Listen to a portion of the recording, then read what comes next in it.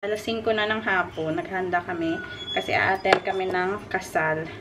Ay, hindi pa naman kasal. Yung first na function is tilak. If naalala nyo, yung inatinan namin na engagement party ng pinsan ni Api, second cousin niya. Ngayon, yung kanilang wedding, parang na-delayed ata kasi dapat February ito naganap. Na timing na papunta kami dito sa Patna ng April. So, ito din yung rason na tinaon namin.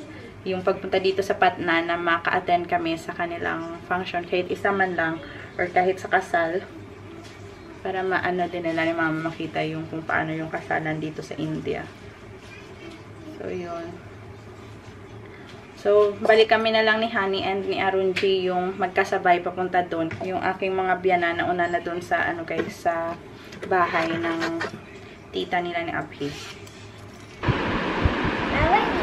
Stand here to look. What are you doing? We're going to US to eat.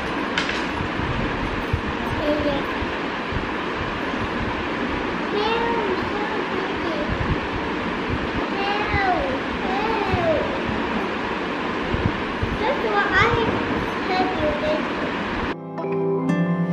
If you were a mountain, then I'd be the sun. I'd keep you warm the whole day long. Tuck you in when nighttime comes. I'll always be with you, my love.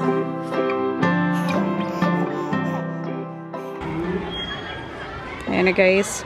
Ready na kami. Kasya kami ditong 5. And then, 3 kids. Let me see your face. You hold Miti's hand, babe. Let me see. 2 of you, sisters. Miti, come here. Miti, look here. Miti is not looking at mommy. Come here, come here. Miti, look here. May mga bit-bit na bag and teddy bear ito guys. So si Mishka, dinala ko yung kanyang baby Jasmine and yung kanyang bag. Kasi if in case umiyak siya mamaya, meron akong ibibigay. Wow! Perfect! Now she knows how to do the peace sign. Very good, Mishi. Kanina pa niya ito pinag-aaralan eh. Mga kaginaya pa na practice. Very good, Mishi.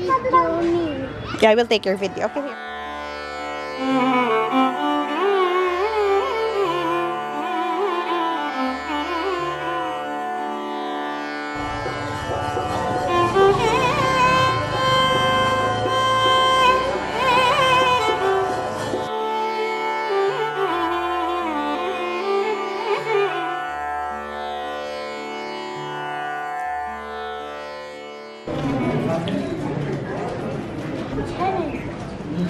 Mishka is already eating.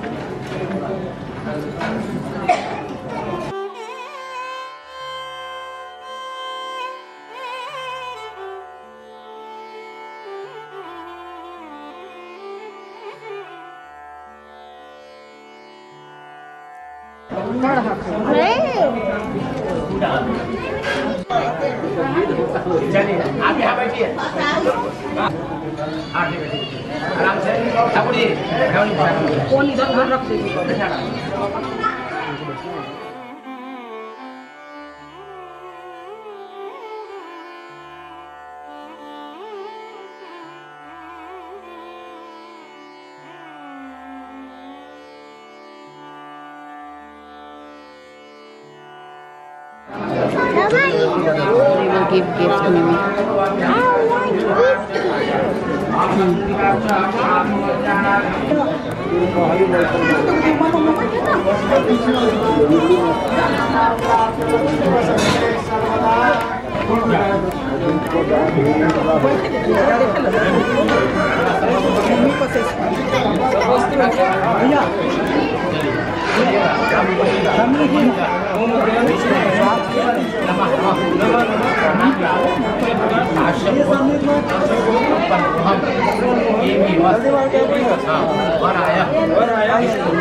नाम ले लीजिए। ये हाथ में उनका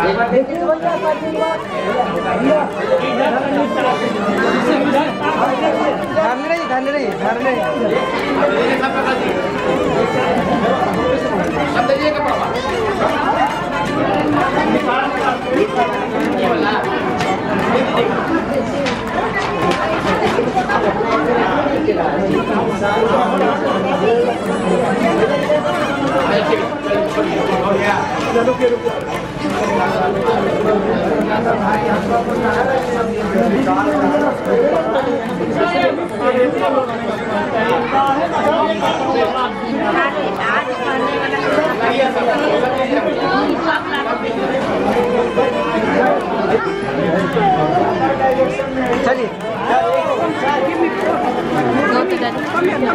Michelle, come here. Stand there.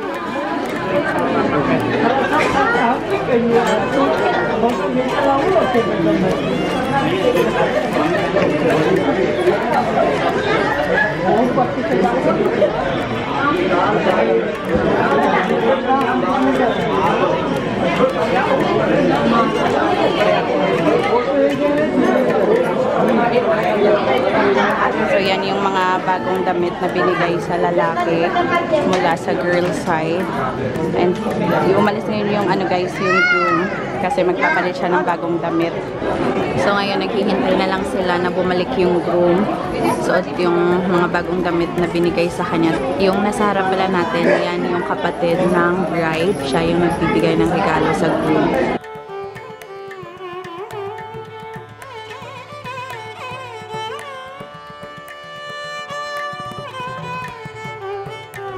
And yan yung sa likod, makikita niyo yung mga regalo. Merong mga ceiling fan.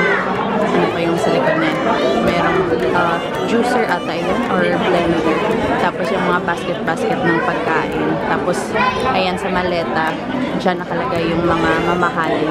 Like mga gold, mga silverware. Ibibigayan nila kapag bumalik na yung gold.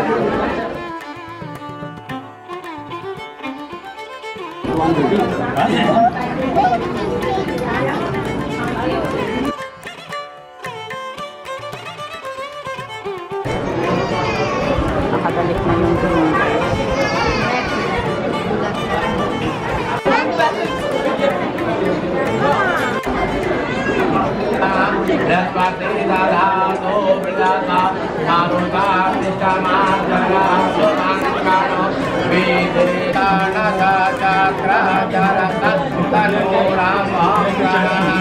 शांति शांति बाबा को इधर लेफ्ट में रखिए, राइट से महेश्वराय नमो नमः, ताजेपुर ताजे नमो नमः, इष्ट देवता नमो नमः, राम देवता नमो नमः, कुल देवी देवता नमो नमः, ताकि ताजा में तुझे गोपी संप्रदाय देवा सर्वकार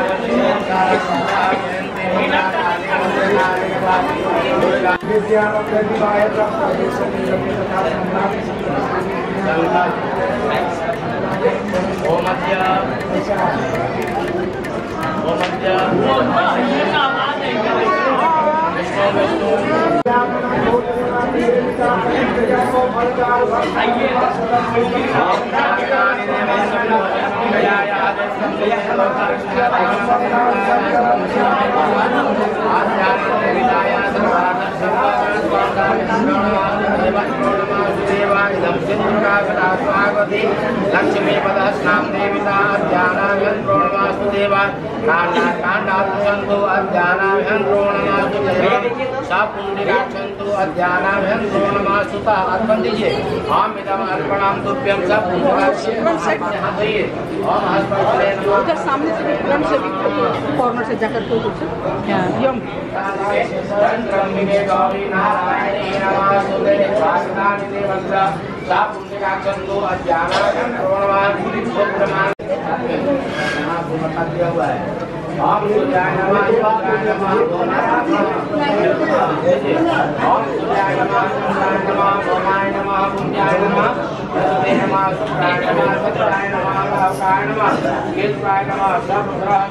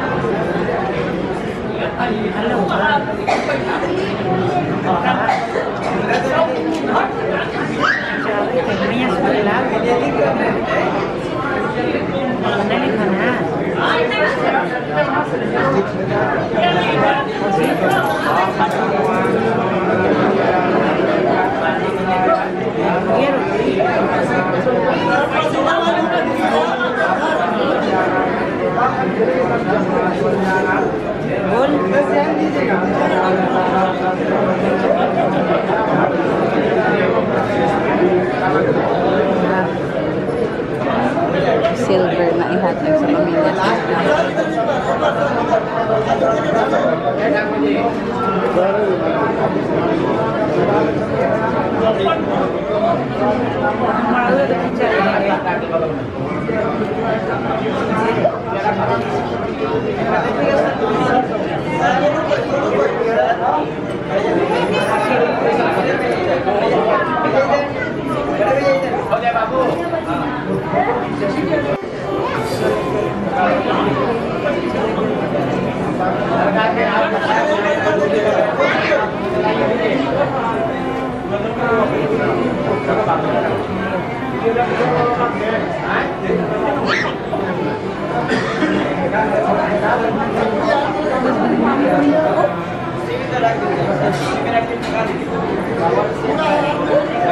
Ada mga gold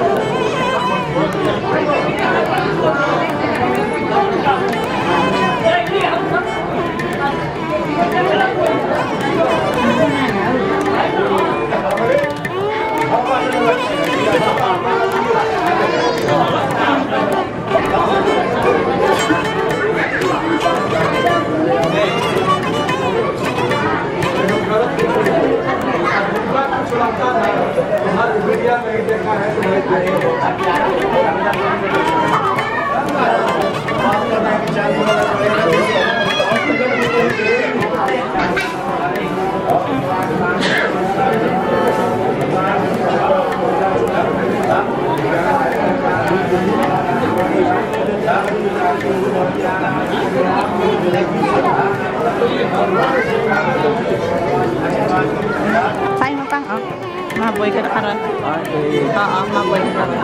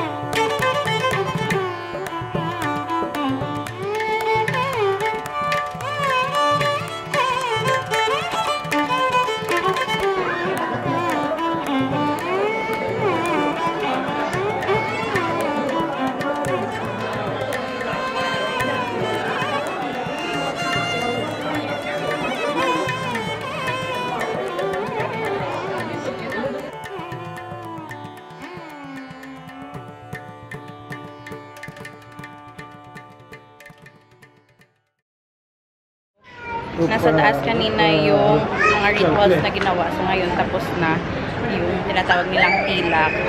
So ngayon ano na, kainan time. Dito sa baba yung kainan, guys.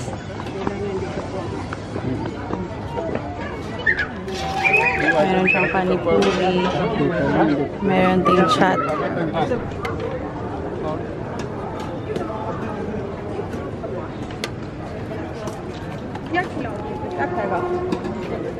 Kainan na, guys.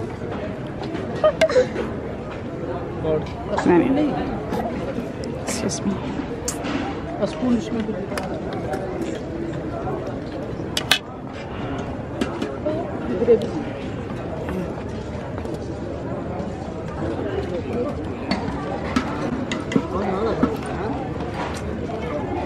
Sumami yung tagalagay ko.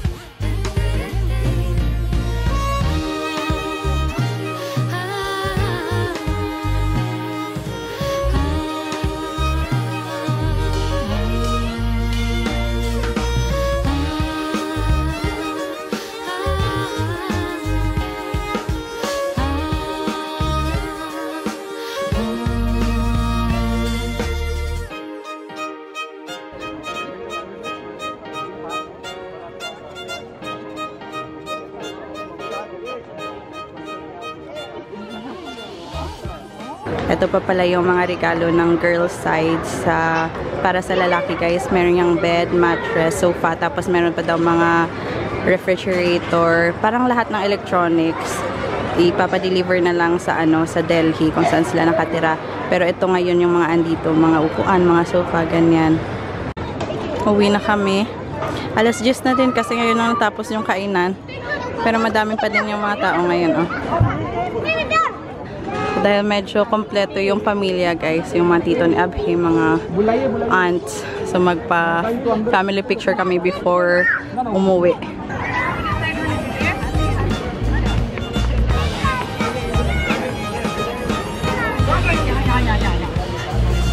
Ambil.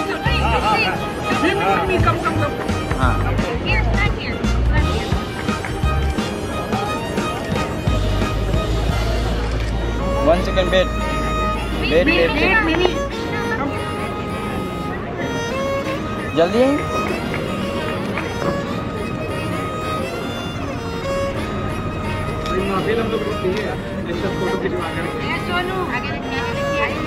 एक minute smile.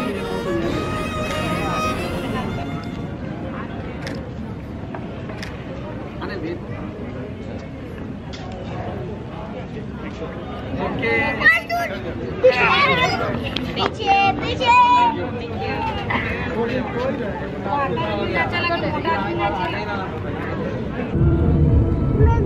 Ang daming kasal guys. Siguro mga almost 10. उधर सही 10 रास्ता yung खाली nadaanan namin na kinakasal ngayon. Ayan. Papunta yan sila sa bahay ng babae. Yan yung groom o yung nasa kalesa. Kadarating lang namin sa bahay guys kasi pagod na pagod na. Anong oras na ba? Ay. Plus 11:30 na ng gabi. So, yung function pala today guys, yung tinatawag nila ay tilak.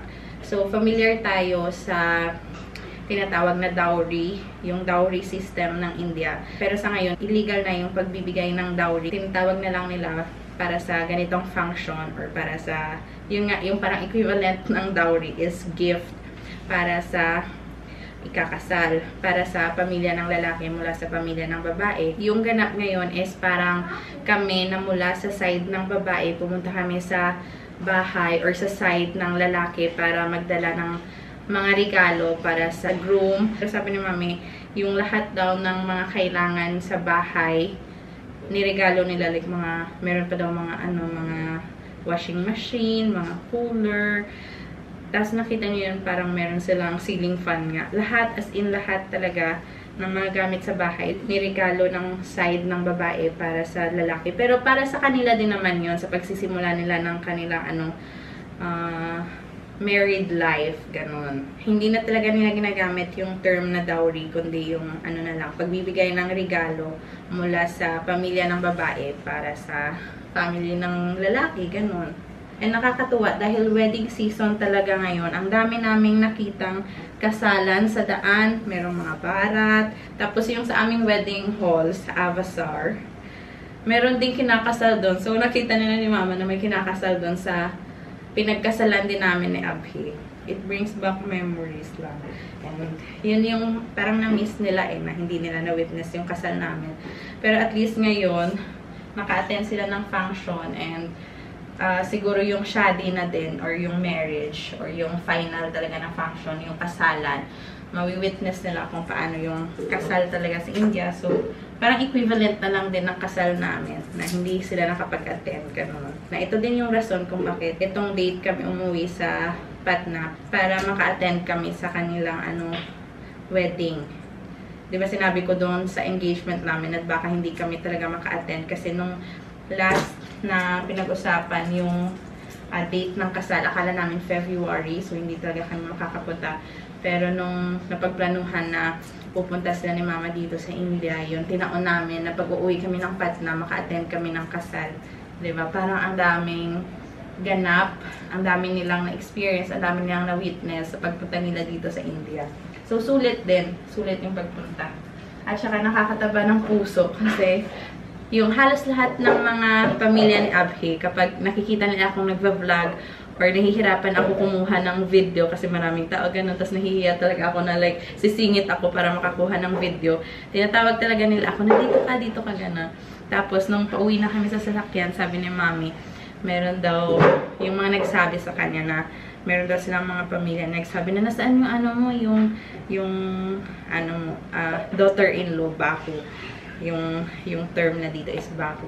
Kasi maganda daw yung ginawa kong vlog or yung video ng engagement nitong ikakasal ngayon. Parang nakaka-touch naman kasi siguro sa iba, sa atin, sa mga Filipino, hindi talaga natin siguro ma-appreciate yung vlog ko na yun. Kasi hindi natin alam yung meaning ng bawat ritual na ginagawa nila. Pero para sa kanila, yung mga na-capture ko na mga clips, yung mga rituals, parang special sa kanila. So, parang nakakatuwa na na-appreciate nila yung pag-vlog ko nung engagement.